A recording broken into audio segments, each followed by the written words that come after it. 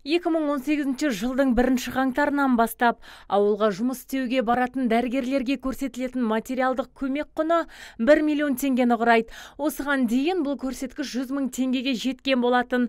Дегенмен аталған бағдарламамен қызмет етуге кеткен ақ халаттылар 3 жылдық келісім шарт уақыты аяқталған бойда қалаға кетіп қалатын. Басқарма басшысы осы мәселені жолға қою мақсатында келісім шартты 5 жылға ұзартып, оларды пәтермен қамтамасыз ету шараларын қолға алатынын жеткізді. Облыстың әкімінің тапсырмасы сол жерде тұрақтандыру мақсатында келесі жылдан бастап жас мамандарға, дәрігер болсын, мұғалім болсын, барлық аудандық, ауылдық жерлерге осындай типтік барлық әкімдерге тапсырма берілген пәтермен қамтамасыз ету мәселесін. Біз жерде қайтып келіп жатқанның барлығының көбісінің себебі пәтер жоқтығынан. Ол жерге жас маманды жібереміз, пәтері болмайды, жағдай болмайды, қайтып келіп жатқан болады. Егер біз материалдық жағын көтеретін болсақ, пәтермен қамтамасыз ететін болсақ, біз ауылдық жерді дәрігерлермен қамтамасыз ететін боламыз. Бүгінде қаладағы жедел медициналық көмек станциясы сенімгерлік басқаруға шетелдік компанияға берілген.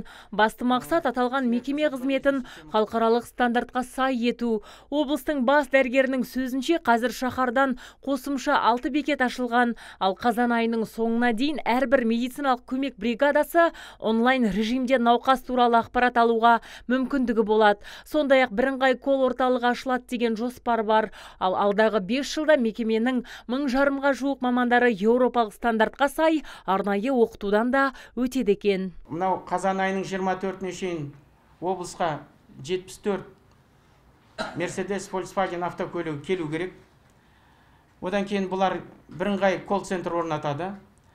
Тағы бұның ерекшелігі, бұл әрбір жедел жәрдем автомашинасында планшет болады. Бұрындары қазіргі таңда, қазір ауруға бара жатқан кезде оның адресін білет, фамилиясын білет. Басқа барғаннан кейін жағдайын білет. Бұл жүйенің ерекшелігі, қазір ол сол ауруға бара жатқан кезде тек қана атын, фамилиясын тұрған жерін емес, ол қай мекемеде тіркелді, қандай аурумен ауырды, қанша рет қаралды, сол аурудың тарихын біліп баратын болады. Күнгейде 87 медициналық пункт жетіспейді. Биыл өңірімізде 20 модульдік медпункт сатып алу бойынша жоба іске қосылады екен. Ал келесі жылы қалған 67 модульдік типтік медпункттер салынады деген жоспар бар. Аталған заманауи ғимараттың ерекшелігі, олар небәрі 2 айдың ішінде дайын болады. Азиза Мадияр, Талғат Қырғызалиев, ТВК телеарнасының жаңалықтар қызметі.